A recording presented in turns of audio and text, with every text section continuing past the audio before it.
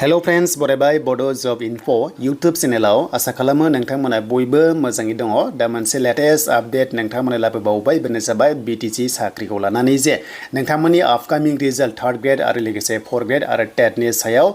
माखासे good news बुंजायो आं नोंथांमोननो बेखौ शेयार खालामगोन आरो लोगोसे MCC डेट एबा इलेक्शन जासिगोन BTC आव बेनि सायावबो नोंथांमोनजों आपडेटखौ लाबोदों जायफ्रा चेनेलाव गोदानै फैदों साबस्क्राइब खालामना ला जाहाथे आपकामिं लेटेस्ट आपडेट नोंथांमोना मोननो हायो दा जों फैबाय अफिशियेल वेबसाइट बेनो जाबाय एडुकेशन लाइनावहाय बाव फैयोबा रिजाल्टआ बे ओंखारदों बेनो जाबाय जाय बिथांमोना दाखालि बावै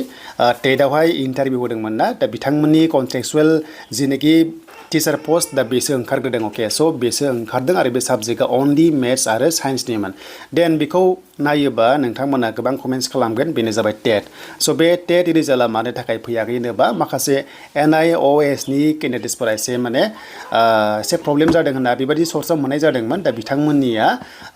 बेखौ नायोबा स' रिजाल्ट माब्ला फैगोन स' बेखौ रिजाल्टखौ नायोबा दासो इनफरमेसन मोननाय बादिबा सर्सआव मोननाय बादिबा बाट अफिसियेल नङा दे स' अफिसियेल नङा नाथाय सर्सआव मोननाय बादिबा बे रिजाल्टआ फैसिगोन बेनो जाबाय गाबोन अके स' बे रिजाल्टआ गाबोन फैनाय चान्सआ दङ एबा 25 आगस्टआव फैसिगोन होननानै बेखौ सर्सआव मोननाय जादों बाट अफिसियेलि आंनाव प्रुफ गैया बाट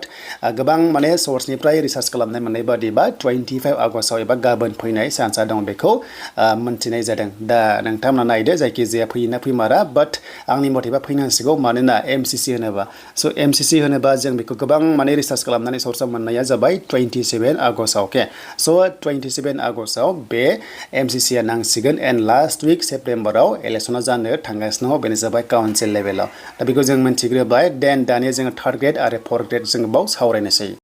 स' दायो लोगोफोर जों फैबाय CSP पर्टेलाव आरो फैनाय लोगो लोगो स' गोबांथार जोंनि इयुथ्सफोरा गैयाबाबो गासै 60,000 नि इयुथ्सआ इन्टारभिउ होना दङ बेनो जाबाय जोंनि BTC आव 3rd ग्रेड आरो 4th ग्रेडखौ लानानै प्लास जि पस्ट दंमोन बेखौ लानानै दासिम फाइनाल साख्रि होनाय जाबाय फरेस्टखौ होबाय बेनिफ्राय BCDC खौ होबाय नाथाय मेक्सिमाम पस्टआनो पेन्डिं जाना दङ जेराव गैयाबाबो हमना ला 1000 पस्टनि बारा पेन्डिं जाना दङ बेनो जाबाय फाइनाल लिस्ट होनो गोनाङा अके एन्ड टेटखौ लाफायोबा 2000 नि खाथियाव पेन्डिं पस्टआ नांथाना दङ स' अब्ला रिजाल्टआ माब्ला मोनगोन जों मोनथिनाय बादिबा 27 अके 27 आव MCC नाङोबा अब्ला बेनि सिगां रिजाल्टआ फैगोन आरो अब्ला माब्ला फैगोन दा आं खोन्थाखाबाय गिबियावनो अफिसियेलि प्रुफ गैया नाथाय गोबां रिसार्च खालामनानै सर्सआव मोननाय बादिबा बेनो जाबाय रिजाल्टआ गाबोन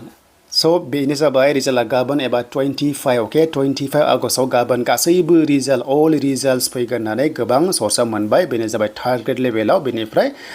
डिग्री लेभेलाव अके स' बायबा गैयाबो जानो हासिगौ मार्क्स नोंथांमोननि रिटेनखौ लानानै डाइरेक्ट होनोबो हासिगौ बेनो जाबाय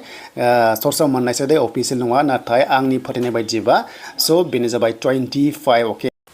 दा बेखायनो लेटेस्ट सर्सआव मोननाया 25 आगस्ट एबा गाबोन 99% चान्सआ बेनो आरो अके बेखायनो एसे खस्थ' खालामबावनानै 3rd ग्रेड 4th ग्रेड टेटखौ लानानै एबा